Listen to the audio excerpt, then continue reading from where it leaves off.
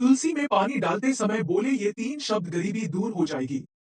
राधे राधे दोस्तों, कैसे हो आप सब? आई होप सब अच्छे होंगे। दोस्तों, हिंदू धर्म में तुलसी को एक बहुत ही पवित्र पौधा माना गया है। जिसके घर में तुलसी का हरा भरा पौधा होता है, उसकी जिंदगी की परेशानी धीरे धीरे कम होती जाती है। दोस्तों, शास्त्र कहते हैं तुलसी के पास दिया जलाने से और तुलसी को जल अर्पित करने से हमारा भाग्य उदय होता है, हमारे किस्मत के दरवाजे खुलने लगते हैं। मित्रों, तुलसी को जल देते समय बोलने चाहिए यह 3 शब्द, सभी मनोकामनाएं पूर्ण हो जाती हैं और आपकी परेशानी भी मिटने लगती है। दोस्तों, आज के इस वीडियो में हम जानेंगे तुलसी को जल देते समय क्या बोलना चाहिए। चलिए दोस्तों, एक बार की बात है, माता पार्वती बोली भगवान शिव जी से कि प्रभु हमें आप तुलसी को जल देने का महत्व बताए। तब भगवान शिव ने उन्हें उसका महत्व सुनाया था। लेकिन आगे माता पार्वती कहती है कि हे स्वामी, आपने हमको तुलसी को जल देने का महत्व तो बता दिया है, किंतु अब मेरे मन में एक और बात जानने की जिज्ञासा हो रही है। तो उस पर प्रभु ने कहा कि बोलिए। तब माता ने पूछा कि प्रभु, तुलसी को जल कैसे देना चाहिए? तुलसी को जल देने की सर्वोत्तम विधि कौन सी है तथा तुलसी को जल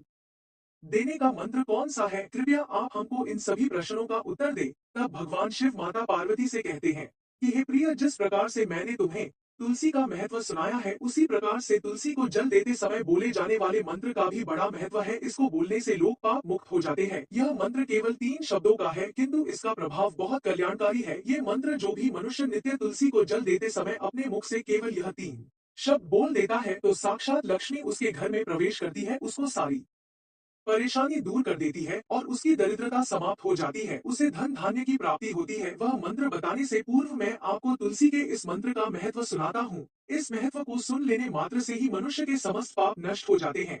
उस इंसान को मोक्ष की प्राप्ति होती है, उसे 1000 वर्षों तक तुलसी को जल देने का पुण्य प्राप्त हो जाता है। इसीलिए देवी, आप इस कथा को ध्यान से पूरा जरूर सुने। माता पार्वती कहती है, हे प्रभु, मैं इस कथा को पूरा अवश्य सुनूंगी और ध्यान लगाकर सुनूंगी। आप मुझे तुलसी के मंत्र का महत्व वो सुनाइए। फिर शिवजी कहते हैं, हे देवी पार्वती, दक्षिण में एक अत्यंत शोभायमान नगरी थी। उस नगरी में दीना नाम का एक खोटी बुद्धि का ब्राह्मण रहता था। पापियों का तो वह शिरोमणि था, वो पाप करने में बिल्कुल भी संकोच नहीं करता था। उसका जन्म एक ऐसे ब्राह्मण परिवार में हुआ था जो पाप कर्म करने वाले शास्त्र ज्ञान से शून्य थे। उनको पता ही नहीं था कि पाप करने से कितनी बुरी सजा मिलती है। जन्म से तो ब्राह्मण था, किंतु कर्म से वह अत्यंत दुराचारी था, बहुत ही दुष्ट था। वह ना पूजा पाठ करता, ना ध्यान करता, ना जप, ना होम और ना ही अतिथियों का सत्कार करता था। उसके द्वार पर आए अतिथियों को बिना दान किए ही क्रूरता पूर्वक भगा देता था और कभी कभार तो पिटाई भी कर देता था। स्त्री लंपट होने के कारण वह सदैव ही पराई स्त्रियों में आसक्त रहता था। उसे पराई स्त्री में अत्यंत आनंद आता था। उसे मदिरा पान करने की भी आदत थी, जिसमें वो हर समय दुध रहता था। साथ ही वह मांस खाया करता था। वह दिन में खेत में काम करके पत्ते बेचकर जीविका चलाया करता था और रात्रि में वेश्याओं का सेवन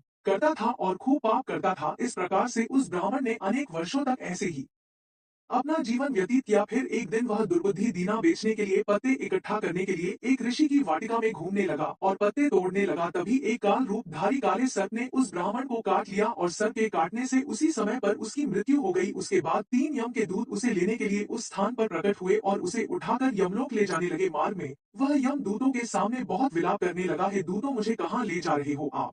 लोग कौन हो? मुझे छोड़ दो, मेरे प्राण बख्श दो। किंतु यमदूत उसे यह कहते हुए ले जाने लगे, अरे दुष्ट ब्राह्मण, तेरे पाप कर्मों के कारण तुझे सांप ने काट लिया है। दीना बोला, मैंने तो कोई पाप नहीं किया है। तब यमराज बोले, अब तुझे हम घोर नरक में डाल देंगे। फिर यम के दूत उस ब्राह्मण को लेकर यमलोक पहुंचते हैं और यमराज के सामने खड़े हो जाते हैं। चित्रगुप्त उस ब्राह्मण का लेखा जोखा निकालते हैं और यमराज से कहते हैं, हे धर्मराज, इस ब्राह्मण ने बचपन से लेकर मृत्यु तक पाप ही पाप किया है। पाप के अलावा इसने कुछ भी नहीं किया है। इसने कभी भूलवश भी कोई पुण्य का काम नहीं किया है। फिर धर्मराज अपने दूतों से कहते हैं, हे दूतों, इस घोर पाप करने वाले ब्राह्मण को उठाकर ले जाओ और इसे नरक में डाल दो। फिर यम के दूत उस ब्राह्मण को ले जाते हैं और नरक की भयंकर अग्नि में धकेल देते हैं, जहां पर उस ब्राह्मण को अत्यंत ही कष्ट होता है। वो ब्राह्मण अनेक वर्षों तक नरक में सजा भुगतने के बाद उस ब्राह्मण को फिर से पृथ्वी पर दूसरे जन्म के रूप में एक बैल का शरीर मिलता है। बैल का जन्म पाकर वह बोझ उठाने का काम करने लगा और उसका मालिक उससे दिन रात काम करवाने लगा। फिर जब उस बैल की शक्ति कम हुई, वो काम करने में असमर्थ होने लगा और वो कोई भी काम ठीक से नहीं कर पाता था, उससे बोझ नहीं चल पाता था। तो उसके मालिक ने उसे एक लंगड़े आदमी को बेच दिया। उस लंगड़े आदमी ने उस बैल को खुद का बोझ उठाने के लिए उपयोग किया। वह उसकी पीठ पर बैठकर घुमा करता था और वह आदमी जहां भी जाता उस बैल पर बैठकर जाता। इस प्रकार से उस बैल ने 8 वर्ष तक उस लंगड़े आदमी का बोझ उठाया और उसे हर जगह ले जाने का कार्य किया। फिर एक दिन वह लंगड़ा आदमी उस बैल की पीठ पर बैठकर किसी ऊंचे पर्वत पर जाने लगता है। उस पर्वत पर बहुत देर तक चढ़ने के कारण वह बैल बहुत थक गया, उसकी शक्ति क्षीण हो गई और उससे अब उस पर्वत पर चढ़ा नहीं जा रहा था और कुछ समय बाद वह बैल बहुत जोर से मूर्छित होकर जमीन पर गिर पड़ा और अंतिम सांसें लेने लगा। तभी वहां पर खड़े लोगों को उस बैल पर बड़ी दया आ गई और वे उसके मुख में पानी डालने लगे। फिर उन लोगों में एक पुण्यात्मा व्यक्ति था जो बहुत ही पवित्र आत्मा वाला व्यक्ति था। उसने उस बैल का कल्याण करने के लिए अपना पुण्य उस बैल को दे दिया। उसे देखकर अन्य लोगों ने भी अपना अपना पुण्य उस बैल को दे दिया, जिससे उस बैल का भला हो सके और उसे मुक्ति मिल सके। उसी भीड़ में एक वेश्या भी खड़ी हुई थी। सभी लोग अपना पुण्य उस बैल को दे रहे थे। यह देखकर उस वेश्या ने भी अपना पुण्य उस बैल को दे दिया। कुछ देर बाद उस बैल की मृत्यु हो जाती है। फिर उस स्थान पर यमदूत आते हैं और उस बैल के शरीर से उस ब्राह्मण की आत्मा को निकालकर यमलोक ले जाते हैं। यमलोक ले जाने पर उसे यमराज के सामने खड़ा किया जाता है और फिर चित्रगुप्त उसका लेखा जोखा देखते हैं तो वे आश्चर्य में पड़ जाते हैं। उस वेश्या के द्वारा उस बैल को दिया हुआ पुण्य बहुत बड़ा होता है। उस पुण्य के प्रभाव से उसके सभी जन्मों के पाप नष्ट हो जाते है। उसने पिछले जन्म में जितने पाप किए थे सब नष्ट हो गए और उसके खाते में पुण्य जुट जाता है, जिसकी वजह से फिर यमराज उस ब्राह्मण के सभी पाप क्षमा करते हैं और कहते हैं, हे ब्राह्मण, उस वेश्या ने तुझे अपना पुण्य देकर तुझ पर बड़ा उपकार किया है। केवल उसी वेश्या के पुण्य के कारण तुम्हारे सब जन्मों के पाप नष्ट हो गए हैं। उस वेश्या के पुण्य बहुत ही बड़े हैं और यमराज उसे फिर से मनुष्य जन्म प्रदान करते हैं। इस बार वह पृथ्वी पर आकर एक उत्तम ब्राह्मण कुल में जन्म लेता है। उस वेश्या के दिए हुए महापुण्य के प्रभाव से उसे इस नए जन्म में अपने पूर्व जन्म की बातें याद आने लगती है। जब वह ब्राह्मण बड़ा हो जाता है तो उसे याद आता है कि पिछले जन्म में जब वह बैल था तब एक वेश्या ने उसे उसको अपना पुण्य दे दिया था। इसीलिए उसके मन में उस वेश्या के बारे में जानने की प्रबल इच्छा होती है और उस महापुण्य के बारे में जानने के लिए वह उस वेश्या का पता लगाने के लिए उसे ढूंढते हुए उसके नगर में चला जाता है। बहुत ढूंढने के बाद आखिर उसे वह वेश्या मिल ही जाती है, लेकिन वह वेश्या अब बूढ़ी हो चुकी थी। फिर जब उसे वह वेश्या मिल जाती है तो वह उसके सामने जाकर उसे बार बार प्रणाम करता है और उस वेश्या का दिल धन्यवाद करने लगता है। वह वेश्या चक्कर में पड़ जाती है और सोचती है कि यह कौन है और वह वेश्या कहने लगती है, हे ब्राह्मण श्रेष्ठ, आप कौन है और किस कारण वश आप मुझ वेश्या को धन्यवाद दे रहे हैं? मैंने आपका कौन सा कार्य किया है और मैं तो आपको जानती तक नहीं हूँ जो आप मुझे नमस्कार कर रहे हैं। तब वह मन कहता है, हे माता, मैं वही बैल हूँ जिसे तुमने अपना पुण्य दे डाला था। जब मैं ऊंचे पर्वत पर चढ़ने समय बेहोश बेकार हो गया था तब मुझे पिछले जन्म में आपने अपना पुण्य दिया था। अपने पाप कर्मों के कारण मुझे पिछले जन्म में बैल होना पड़ा था। उस पर्वत पर जब मैं मर रहा था तो तुमने मुझे अपना पुण्य दिया था। तुम्हारे पुण्य के प्रभाव से ही आज मुझे फिर से मनुष्य जन्म मिला है और मैं आपसे धन्यवाद कहने आया हूँ। तुम्हारे द्वारा दिए गए उसी पुण्य के कारण मुझे अपने पूर्व जन्म की सारी बातें याद है। किंतु हे माता, मैं आज यहाँ पर यह जानने के लिए आया हूँ कि तुमने मुझे उस समय पर अपना कौन सा पुण्य दिया था जिस कारण से मेरे सभी जन्मों के पाप नष्ट हो चुके हैं और आपका पुण्य सब पुण्यों में सबसे श्रेष्ठ पुण्य था। मैं उस पुण्य के बारे में जानना चाहता हूँ। तब वेश्या ने कहा, हे ब्राह्मण श्रेष्ठ, मैंने तो अपने जीवन में कोई पुण्य के काम नहीं किए हैं, किंतु मेरे घर में एक तोता है जो पिंजरे में रहकर हमेशा कुछ बोलता रहता है, जिसे सुनकर मेरा अंतकरण पवित्र हो जाता है। उसी तोते के द्वारा बोले गए मंत्र का पुण्य मैंने तुम्हें दान में दिया था। फिर वह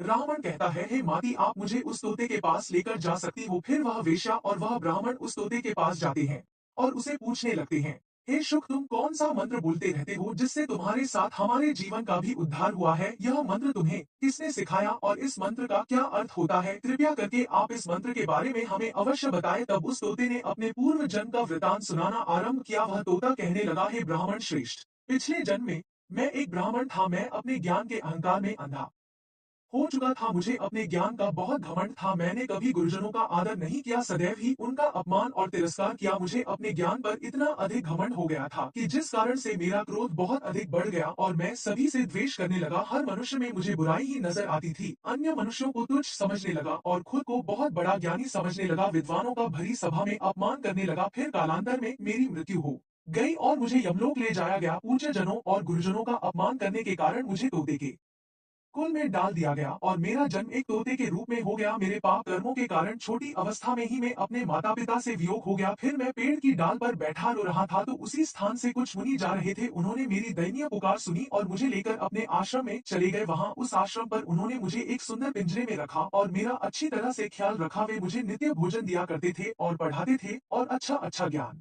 दिया करते थे। उस स्थान पर ऋषि मुनि, उनकी स्त्रियां और बालक सभी नित्य तुलसी के पौधे को जल देते थे और उसके सामने एक मंत्र का जाप करते थे। उन्हीं के मुख से बार बार उस मंत्र को सुनकर मैंने उसे रट लिया और तभी से मैं उस मंत्र को जाप करने लगा। वही मंत्र में दिन रात बोलता हूँ। उस मंत्र के प्रभाव से मेरी कभी मृत्यु नहीं हुई और मेरी आयु 100 वर्ष की हो गई और मैं इतने वर्षों तक जीवित रहा। उस मंत्र में इतनी शक्ति है कि वह मंत्र बोलते ही मेरी आत्मा को एक अलग सी ऊर्जा मिलती है और मैं उस मंत्र को बोलकर अपने को बहुत ही शांत और निर्मल महसूस करता हूँ। इसी बीच एक रात को एक चोर उस स्थान पर आ गया और उसने मुझे वहां से चुरा लिया और उन चोरों ने मुझे बेच दिया। फिर इस वेश्या ने मुझे उस चोर से खरीद लिया। इस वेश्या के घर पर आने के बाद भी मैं उस मंत्र को बोलता रहता था। मैंने उस मंत्र को कभी भी बोलना नहीं छोड़ा, जिसे सुनकर इस वेश्या का मन भी पवित्र हो गया और इस वजह से ये वेश्या का काम छोड़कर भगवान विष्णु की भक्ति करने लगी। उसी मंत्र के प्रभाव से मेरे पूर्व जन्मों के सभी पाप नष्ट हो गए और उसी मंत्र के प्रभाव से इस वेश्या का भी अंत तक पवित्र हो गया है। ब्राह्मण देवता, उसी मंत्र के पुण्य से आप भी पाप मुक्त हो गए हैं। इस प्रकार से तोते ने उस ब्राह्मण को और उस वेश्या को सारा वृतांत सुना दिया, जिसे सुनकर वह ब्राह्मण और वेश्या दोनों ही अत्यंत प्रसन्न हुए और उनके मन में उस मंत्र को जानने की प्रबल इच्छा हुई। फिर तोते ने उनको वह मंत्र बताया और फिर वे दोनों ही नित्य तुलसी को जल देकर उस मंत्र का जाप करने लगे। फिर वह तोता, वेश्या और वह ब्राह्मण तीनों उस मंत्र के प्रभाव से दिव्य विमानों में बैठकर विष्णु लोक को चले गए। शिवजी कहते हैं, हे देवी पार्वती, देखा आपने, केवल तुलसी के इस मंत्र के प्रभाव से उस तोते के, उस वेश्या के और उस ब्राह्मण के सभी पाप नष्ट हो गए हैं और उन तीनों को विष्णु लोक प्राप्त हुआ। इसीलिए प्रत्येक मनुष्य को रोज तुलसी को जल देते समय इस एक मंत्र का उच्चारण अवश्य करना चाहिए। हे देवी, वह मंत्र इस प्रकार है, इसे तुम ध्यान से सुनो। ओम वृंदावन स्वाहा, ओम वृंदावन स्वाहा, ओम वृंदावन स्वाहा। शिवजी कहते हैं कि जो भी स्त्री नित्य तुलसी के समक्ष इस मंत्र का उच्चारण करेगी वह सौभाग्यशाली बनेगी। कभी उसका अखंड उससे दूर नहीं होगा, वह हमेशा खुश समृद्धि से परिपूर्ण रहेगी। और जो भी पुरुष तुलसी के सामने इस मंत्र का उच्चारण करेगा उसे अक्षय धन की प्राप्ति होगी, दिन दुनी रात चौगुनी तरक्की करेगा। जिस घर के सामने नित्य तुलसी की पूजा की जाएगी उस घर में साक्षात लक्ष्मी का वास होगा। तुलसी का यह मंत्र राजकल्पत्रु है, यह समस्त फलों को प्रदान करने वाला है। आधा जो भी तुलसी के सामने इस मंत्र का उच्चारण करेगा उसे संपूर्ण सिद्धियां प्राप्त होगी, उसे वैभव प्राप्त होगा। स्त्रियों को सदैव ही स्नान करके अपने बाल बांधकर मांग में सिंदूर भरकर नित्य तुलसी को जल देना चाहिए और इस मंत्र का उच्चारण करना चाहिए। रोज तुलसी के पौधे की परिक्रमा करनी चाहिए और जिसके घर में तुलसी के पौधा इस प्रकार नहीं लगा हुआ है कि उसकी परिक्रमा की जा सके तो कोई बात नहीं, लेकिन जिसके घर है वह अवश्य परिक्रमा करे, इससे सभी दोष नष्ट हो जाए। और नित्य शाम के समय तुलसी के पास दीपक जलाना चाहिए और तुलसी के पास बैठकर भगवान विष्णु की आराधना करनी चाहिए। तुलसी के पास दीपक जलाने से मनुष्य को धन धान्य की प्राप्ति होती है। हजारों अमृत के घड़ों से नहलाने पर भी श्री हरि को उतनी तृप्ति नहीं होती जितनी वे मनुष्यों के द्वारा तुलसी का एक पत्ता चढ़ाने से प्राप्त करते हैं। 10,000 गाय के दान से मानव जो फल प्राप्त करता है वही फल तुलसी पत्र के दान से पा लेता है। जिस व्यक्ति की मृत्यु हो जाती है तो उसके मुख में तुलसी पत्र का जल डालने से वह संपूर्ण पापों से मुक्त होकर श्री कृष्ण के धाम जाता है। प्रिय दोस्तों, आज के वीडियो में बस इतना ही। हमारे द्वारा दी गई शास्त्रों अनुसार जानकारी आपको अच्छी लगी हो तो वीडियो को लाइक, शेयर एंड सब्सक्राइब और कमेंट बॉक्स में जय श्री राम अवश्य लिखें। धन्यवाद।